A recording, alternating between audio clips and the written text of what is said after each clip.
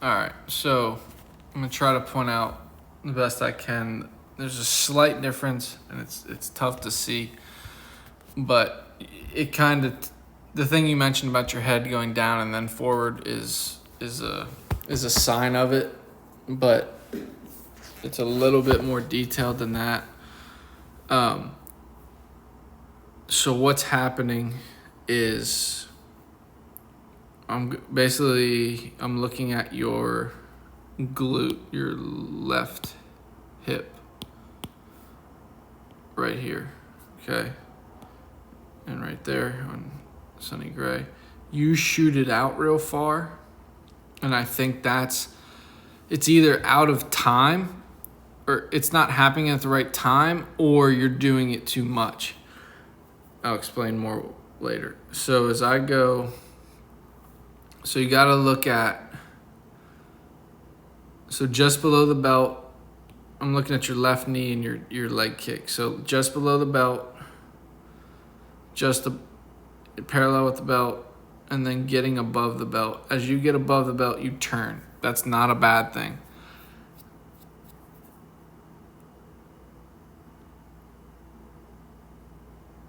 But right when you stick it out there, you can see how you kind of shoot it out pretty far here. That's the thing that I think is messing you up. I think you're starting your hinge too early. So if you go into Gray, same thing, as he gets above his knee, or above his belt buckle, his left knee gets above his belt buckle, he starts to turn, all right? And it goes out, just like yours. Knee above the belt, turn. Not a bad thing.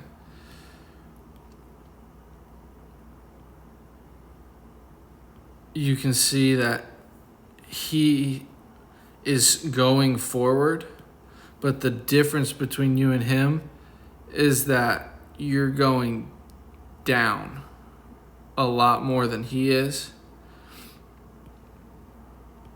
All right, so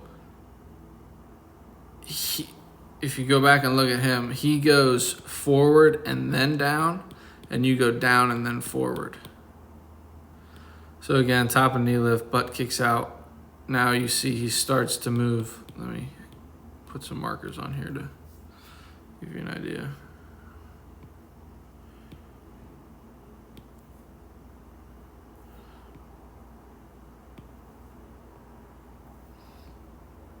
Okay, now he starts to open that way. All right, you're there, right there, right there, and then you're starting to open. You can see how yours is quicker to do that, and his is a little bit more drawn out. All right, so what you want to look at or try to adjust is, it can come from two different places. If you look at Gray, as he lifts his leg, he starts to turn, very similar to you. But what happens is he's free and kind of flowing and just falling with the mound. You can see his knee even kind of wobble here, or his foot even kind of wobbles.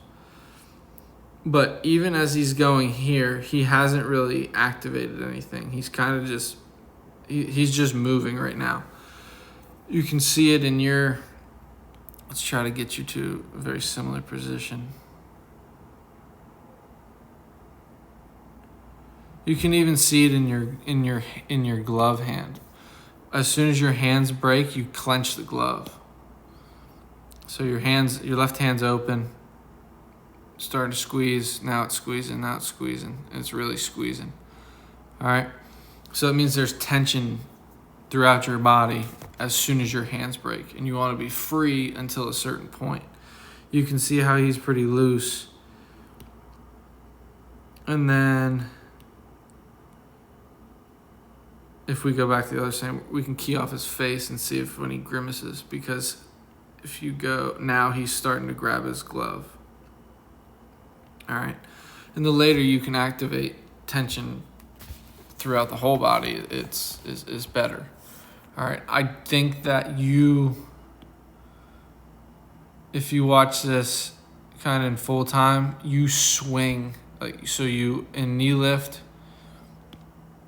you swing closed, which is not bad, but then the timing of your hinge causes you to open a little bit early, and then that just takes away tension in the lower half as you go into landing. I think you should try to either break your hands later or ride out your knee lift longer or hinge later. I'm not really sure what the wording of it is or the cue is to get the timing right, but I'm pretty sure that's the reason that this knee kick is happening, or the kick up is happening. And again, I've seen guys that throw hard that do that. But I think that comes from, so as soon as you grip your glove here, so you go from here down to about here, and then you start to move forward. All right, so you drop and then push. So you have force vectors that are basically something like that. Do you follow that line? Pretty close. And then force vectors that go like that. So you basically, to get around this turn, to go forward to the plate, you have to catch yourself with your back leg and then start to push that way. So that momentum and that force, because this is a damn good position. So is that. So is still that. If this leg is, we don't want to be straight under. So that's a bad line.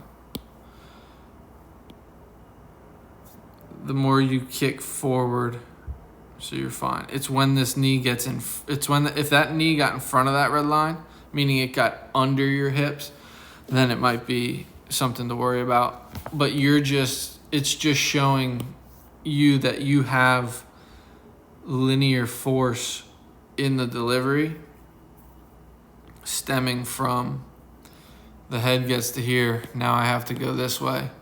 And then the byproduct of that is that shooting up. So, again, going back to what I think the cause is, once you're up here, you either need to hold your hands together for longer and let your hip shoot out and take you down the mountain a little bit and then drop, or you have to drop down and forward. We got to figure out what the cue is or what the focus is to get you to go. Once you're here and you start to tuck, this knee starts to go back. This should continue going forward. So you're there. It should continue this way. But you're going to go, and it does, but it's slight. You can see how it gets under, and it's starting to open as you're getting down into the hinge. If you look at Gray, he has a big forward move towards the catcher, doesn't drop much. Then he starts to drop, but he doesn't drop much. All right, so because you tuck the leg like him, I think you will probably also have a pretty big forward move and then a small drop, and that'll time things up. Because your back leg is constantly working, and in the hinge, there's almost a point where there's no weight on the leg. And that's where the quote being in your hip, it kind of makes it feel like there's no weight in your legs, and then you catch yourself at the bottom of the hinge. But everybody's hinge is different. Sonny Gray's hinge is a forward lean very heavily, and then a small drop. So figuring out the perfect sequence of the hinge is going to be beneficial to you. I would say, yeah, try when you're throwing again. Don't do it when you're throwing live. Just throw if you're throwing live. But when you're working on things in a bullpen, either try to break your hands later. One thing I just used with a guy was a hand pump like DeGrom. He just raises his hand as he does his knee lift. Sonny Gray kind of pushes him away from his body and towards his knee. You kind of just hold him in one place. Some hand rhythm might help you out a little bit more. That's something to try as well. So either handbrake later or letting yourself go this way during your knee lift, or just trying to go this way during the hinge. And you got to try. Once you try it, then you can get some feedback, and then you can kind of figure out what actually needs to happen. I don't have the answer for it. We just got to figure it out. But that's something that's out of sequence that we got to get in sequence to time everything up. I think you're in a very good spot, but the knee kick in could be better, and definitely the drop of the head going like that when you want it to be more like that. So